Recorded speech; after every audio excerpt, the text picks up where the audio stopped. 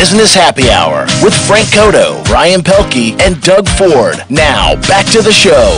Okay, so here we are for the Business Happy Hour internet segment. Now, can we actually drop the F-bomb in here now? No. What? No. You said no. Okay. Yes. So, Topher, you're going to have to watch your mouth. I'll have to clean it up, I guess. All right. Probably the last person you have to worry about, So, dropping F-bombs. The only politician in the room, come on. I don't know. Valerie could probably tell you. No, he actually has to work on it. Valerie, are you a politician? No, I'm saying. What are you, Valerie? Are you his assistant? She's my campaign coordinator. She's making it all happen behind the Valerie, scenes. I haven't heard much out of you today. What's happening? We'll give her a microphone. She'll talk. Well, Mayor, I want to be the head of the Parks Department. All right. We've heard more from Macy than Valerie. So I've had so many people tell me that I have to hire them for jobs if I become mayor. I've got a whole list of things that I have that people want me to do as well. Topher, like you don't have kick to out hire. all the stupid people. Yep. Make install guns on hoods so you can shoot bad drivers. I mean, I don't think you need to hire Frank or I think we'll be good. Yeah. You don't need to hire me for anything. I just want to put in more new pipes. More new pipes. More new pipes underground. But you don't want to get paid for it? Promise me. Yeah. I could care less about if you pay me, but it'll take away from my competition if you pay someone else. Gotcha. All right. So yeah, gotcha. we're looking for plumbing infrastructure around here. We do I think need South some Tampa needs it. infrastructure. Yeah, right? it does. So real quick, I want to talk about this asylum seeker. You said you're for law? You know what? I'm just glad I'm running for mayor and I don't have to be a part of the decision-making process, quite frankly. It's a complicated process. I'm interested in your opinion. You're a smart guy. I can tell, and you're funny as hell. Thanks, man. You know what? I think we need to be a compassionate society. I think we need to open our arms for immigrants. We are a nation of immigrants, despite what some people like to say. We've built our country on diversity. I think we need to find paths to citizenship. I think dreamers need to find a path as quickly as possible. I think the idea of kicking them out is crazy. I agree. Specifically on this issue that Trump is raising. That's what I want to talk about. I think he's blowing it way out of proportion. We're talking 2,000 people, most of which will never make it that 2,500 miles. Remember, a lot of them are going because they are coming to cities inside Mexico, and that's where they're going to have their life. So by the time it gets up to the border, we're looking at maybe 500. Yeah. Right? And for him to put 15,000 of our troops down there is a tremendous waste of our tax dollars. Yeah. I think it's crazy. And then even today he said, and if they throw rocks, treat them like guns. I'm like, oh, that's going to be just a publicity nightmare if we start shooting people that throw rocks at us. No. I agree with that. I think that would be awful. But my point is, and this is, if you're not willing to go through a port of entry, there's something wrong with you. Yeah. Okay, you're either a felon, you've already been deported. In my opinion, can anyone give me a valid argument to the contrary? Yeah, because you may not know better. These people aren't familiar with our country other than this image of what they've seen on Hollywood, that this is the American dream and that's the land of opportunity. And they don't know where they're going. They're following the person in front of them, and hopefully that person knows what they're doing. And they're just serious? I will tell you that I think there's a lot of good people that want a better life that are just kind of following the pack going, I hope I'm making the right choice. I'm sure that's true, but I got to think that they're not that dumb. Yeah, I agree. I don't think they're dumb, but I think they could be. They just don't know any better. They just don't know any better. If you live Okay. somewhere your whole life and you don't know what's out there, you just don't know any better. You know, you don't know what life you could have. Yeah. Gary, we need to do some research on this. I think there's more to it than that. Oh, there's so much to it. It's a complicated process. That's the thing, and there's so many different situations. So, a trade deal with China happening right around the corner. What do you think? Is it yes or no? Is it happening before midterms? Probably not. That's not going to happen. Probably That's not. Right not. And by the way, I think a lot of this stuff that Trump's doing, he has no intention of actually implementing, but he's just trying to create a lot of crazy right now to distract people. Well, but it's actually working. Apparently, there is a trade deal looming. The Chinese economy is crumbling. Pressure is, obviously we have all the cards. We're holding the power. We're the ones with the stick. So it seems like it's working. Listen, say what you will about the guy. He's done some things that have worked. Yeah. And I'm not a fan of him, right? But listen, here's my thinking. If you don't think Trump's done anything good, you're not looking hard enough. And if you don't think Obama did anything good, you're not looking hard enough. The fact is, they've both done some things, right?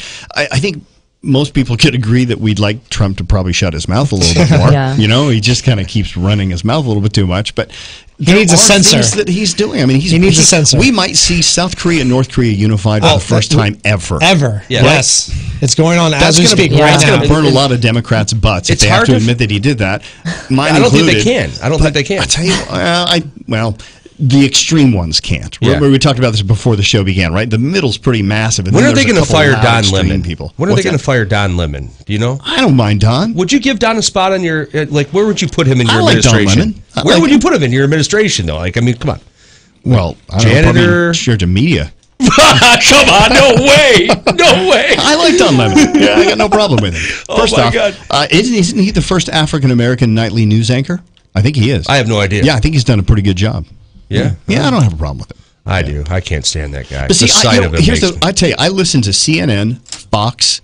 I listen to both sides to watch both sides of the news. I'm pretty good at being able to filter out. Like, I can listen to people. I can listen to MSNBC and go, "Yep, that's hyperbole." That's So Yeah. you almost, if Yeah. you're going to filter, Yeah. you're almost left with nothing if you watch those two sources. really boring facts. There's actually, there's a channel called Newsy on internet, Yes. and Yep. that is one of the most nonpartisan news. It's boring because the people just aren't. First off, they're just sharing facts. Yeah, right? it's just And it's kind of facts, no boring. But I will emotion. tell you, it's pretty good neutral. Newsy. Newsy, Newsy. Is this It's an app. internet? Yeah, it's an Okay, internet. Yeah. app. Yeah, like on Roku and Yeah. Apple TV and stuff. It's pretty Yeah. good. Yeah, it is hard to find any kind of news these days that's not opinion journalism, basically. It's, And the problem with our country is you either watch one or the other, and then you Yeah. believe one or the other. You don't Yeah. really. Yeah. oh, Macy, what's up, dude? Oh, she's coming over saying hi to you. Oh, Macy's got caught up on my Okay, chair. I have a question. All right. From the City of Tampa Police Department. All right. Okay, and this is because I live with Got six it. of them. All right. And their question is when are they going to stop rehiring people that have retired from the city? When are they going to stop rehiring people that retired from the city in the police force or Yes. in all city jobs? And the police force. Well, if that's happening, then it would have to stop after we start recruiting new talent. And if they aren't getting the applications from new talent that they have, then I guess they're forced to go back and find people that have retired. And then well, that's the thing. The other question is why is the City of Tampa one of the only ones that require you to have a 2-year degree? So you're saying know about that one. you 2-year degree to become a police officer? Yeah, no other agency in this area makes you have. But also, do you know, City of Tampa also has some of the best benefits too. We're also the Yeah, police. you pay Tampa police are some of the 13% highest paid pension. police in the country as well. Yeah. I actually did not know that. Tampa, I was on welfare. I didn't know that. Would you what? When I got How long ago was hired that? in the City of Tampa, 95. Okay. That was a long time ago. 16%. But nowadays, I think when I take the other guy's here, he was 65 20 years, and you're officially have a pension. 10. No, I think it was 20. 10. Hillsborough County was 30. Well, 6. Huh? 6. 6 years you get a pension? 6 years you're vested, 10 years for the City of Tampa. City of Tampa pension is Tampa Police Fire pension, which is totally separate from Social Security and other workers for the City of Tampa. And maybe that's what they require a 2-year degree. So, I mean, that's probably I- why almost all pension funds are I live with one deficient. of the PBA reps. So They're all everything broke. there is no, Right? all this nonsense. I mean, how is the city of Tampa's, by the way? What's that? Their pension fund. It depends. There's two. There's the General Workers Fund, and then there's the City and Tampa Fire Department Fund. Okay. The City and Tampa Fire Department Fund is a private pension that's governed by two guys, a father and a son, at a separate location. They invest their money throughout different different means. And one of the things that they voted on several years ago was if they were going to invest in hostile markets overseas. Emerging markets. Emerging Well, markets. Yeah. It had to go to the pension. The pension board had to put it in front of the pensionees. The pensionees said no. Then it had to go in front of the state of Florida to make any type of change to the City of Tampa's fire and police pension. It has to go to legislation. Okay. Well, they have legislators that there's lobbyists there for the City of Tampa and say, hey, vote for this, don't vote for this. That's how it changes. Okay, so long story. Wrap this up. I mean, is it good or not? Is it solvent? The City of Tampa pension fund for police and firefighters is good, yes, but they're going to be end up paying 8 to 9% next year.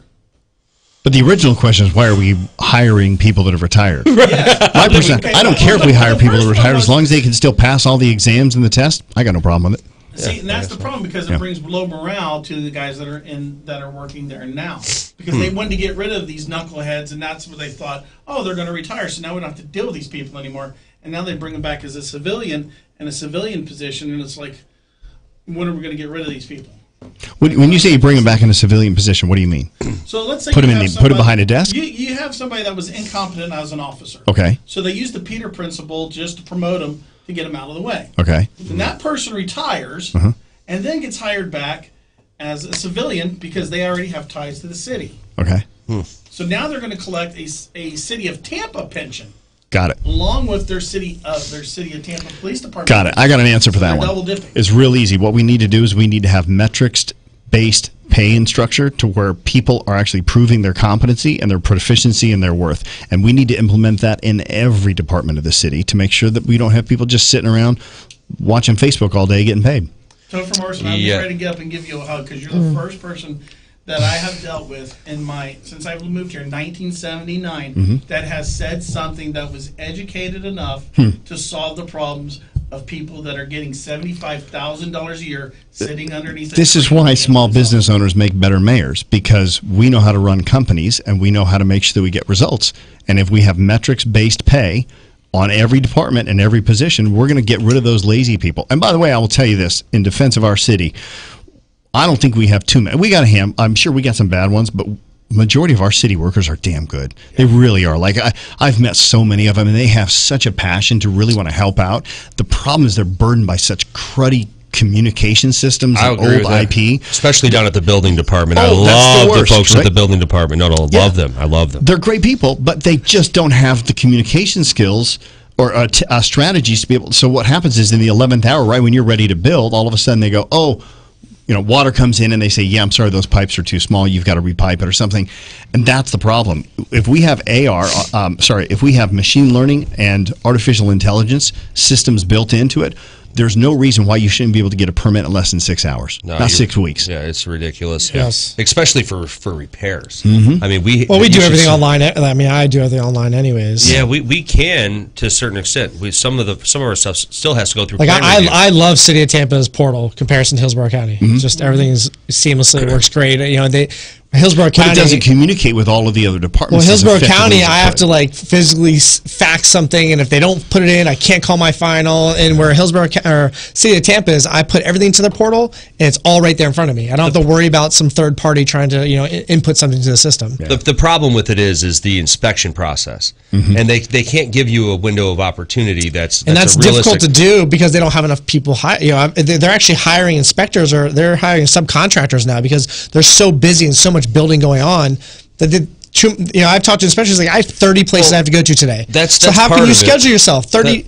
If you go someplace for 15 minutes or 20 minutes, you threw your entire schedule off instead of being there for 5. One thing that can be done is a more standardized process. So Duval County is a perfect example. Duval County used to be city of Jacksonville, right? And now Duval County annexed the entire county. Is there is no city of Jacksonville anymore. So there's Jacksonville Beach, I think maybe. There's a couple little teeny municipalities in there, but for the most part, it's the largest city in the state of Florida now because of that. Unincorporated.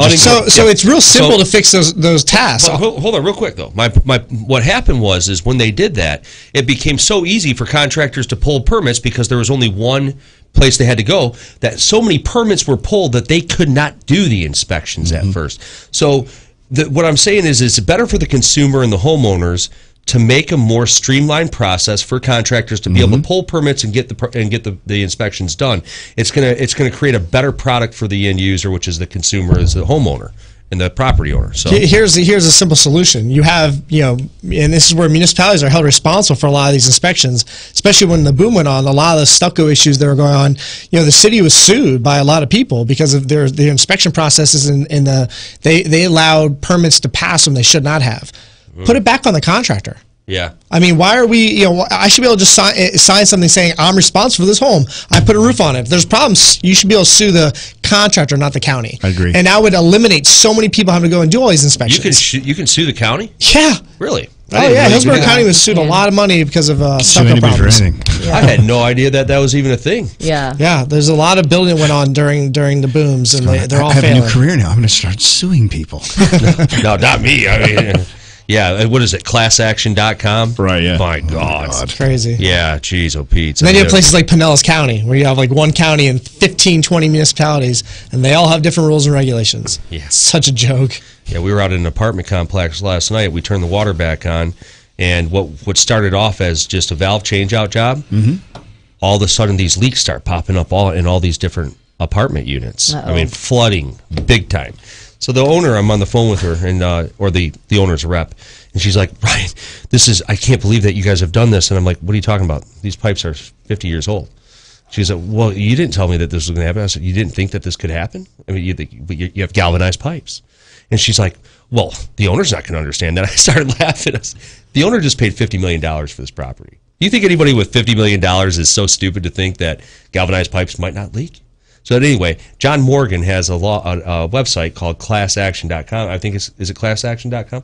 Have you heard of this? Yeah. Okay. What it is about these galvanized pipes, and I believe what he's doing is he's going to do a big class action lawsuit against all these galvanized pipe manufacturers, and it's going to be kind of like big tobacco. It's going to come and have to pay $20 to each person that's ever had a slab leak, and they're going to get $250 million. Only people make on those are the lawyers. Yeah, exactly. Yeah. Any class action lawsuit, the only person who makes out is the lawyers. I sent that site to you, remember? So, Topher, man, anything you want to say to the people, brother? Sure. Yeah. Well, listen, my election's not till March 5th, so hopefully I can come back before then. Absolutely. Anyway. But as this election winds down, there's going to be a little bit of voter fatigue. Take a day off. Take a week off, but then start paying attention to the city because that impacts everybody's lives that lives inside the city limits. And I tell you what, I hope they go to topherformayor.com and check out my platform, see what I'm running on. I'm a small business owner. I'm not a politician. I have no hooks in me. I'm here for the people. I'm not here for a stepping stone to a lobbyist job or a future seat in politics at state or the federal level. I want to get in, kick down some political doors, and get out. So I live in Odessa. Can I even vote for you? No, man, you can't. I can't? You're dead to me. And I really like it. Yeah, it's weird because see, Tampa, we talked you. about on the last show. It's such a weird segment. It's a very weird little city that kind of. You guys are like this. up by New Tampa, a little by USF, then you're mostly downtown. Yeah. Yep. Yeah. Alina, where are you at? New Tampa. Okay. So, yeah, she gets depending upon where you're at. Yeah. Bruce Are you B. city Downs. incorporated? But if you live on Bruce B. Downs, you're not. You're Hillsborough County. It depends. I am. No, like you lived on a like. Yeah, it's very weird. It's very weird. Yeah. All right, guys. It was a pleasure having you, Topher. Thanks, man. Hopefully, we gave some people some guidance on what to do with the amendments. Yes, and I think so. Make sure before you go in to vote, look at your sample ballot. Go online, check out the League of Women Voters. They've got a really cool yes, no. What does it mean? It'll help you out because if you don't go in and know what you're doing, you're going to be in that voting booth for an hour. I know it's long. It's very long. I got a question for you, and we'll leave it on this. So, can you bring your sample ballot in and use that as you a can bring notes. You can bring your notes. That's what I was going to say. I mean, some of this is you get in there and you get so darn confused. You know. Yeah, I recommend you do. Okay. Yeah, bring all you can. This is great information. I think we definitely help the people out. So, guys, it's been fun. This is Ryan with the Business Happy Hour. More next week.